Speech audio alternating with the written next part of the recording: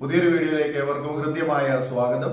+1 improvement പരീക്ഷ എഴുതുന്ന compartment വിദ്യാർത്ഥികളുടെ കമന്റ് സംശയങ്ങൾ ഇതുവരെ അവസാനിച്ചിട്ടില്ല. ഇതാ ഇപ്പോൾ പുതിയൊരു സംശയം വന്നിരിക്കുകയാണ്.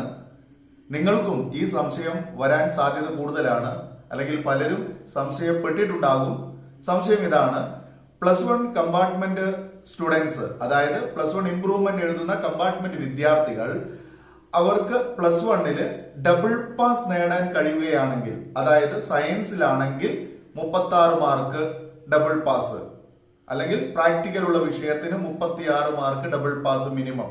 അതുപോലെ തന്നെ കൊമേഴ്സ് ഹ്യൂമാനിറ്റീസ് വിഷയങ്ങളിൽ പ്രാക്ടിക്കൽ ഇല്ലാത്ത വിഷയങ്ങൾക്ക് 48 മാർക്ക് മിനിമം ഡബിൾ പാസ് നേടുകയാണെങ്കിൽ, +2 ഓൾറെഡി തോറ്റിട്ടുണ്ട്, അത് വീണ്ടും എഴുതേണ്ട ആവശ്യമുണ്ടോ?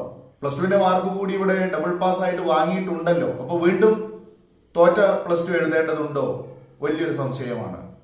തീർച്ചയായും നിങ്ങൾ +2 തോറ്റിട്ടുണ്ടെങ്കിൽ +2 എഴുതണം, നിർബന്ധമാണ്. അതെല്ലാവരും മനസ്സിലാക്കുക. +1 ഡബിൾ പാസ് കിട്ടിയാലും +2 തോറ്റതായതുകൊണ്ട് അത് പാസ്സാകണമെന്ന് നിർബന്ധമില്ല, അറ്റൻഡ് ചെയ്താൽ മതി.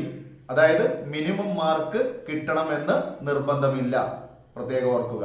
ഇതുപോലെ മറ്റൊരു സംശയം, ഇനി +1 ഇംപ്രൂവ്മെന്റ് പരീക്ഷയിൽ ജയിക്കുക ഇല്ല എന്ന ഒരു അവസ്ഥ വരികയാണെങ്കിൽ, അതായത് +1ഉം +2ഉം എഴുതാനുള്ള വിദ്യാർത്ഥികളുണ്ട്. അപ്പൊ +1 തോറ്റുപോയി കഴിഞ്ഞാൽ ആ തോറ്റ വിഷയം സെക്കൻഡ് ഇയറിൽ എഴുതുന്നുണ്ട്, അതിൽ ഈ +1ന്റെ മാർക്ക് കൂട്ടി വാങ്ങാൻ കഴിയുമോ? ഉറപ്പായിട്ടും കൂട്ടി വാങ്ങാം.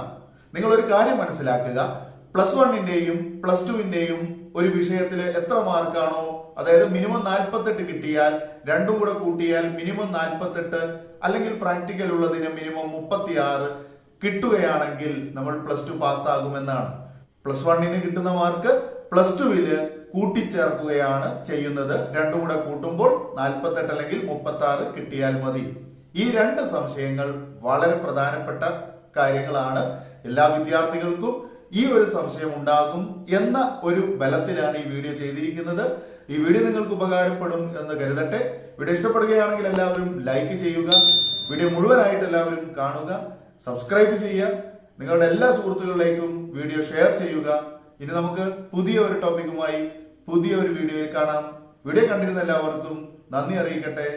Thanks for watching our videos.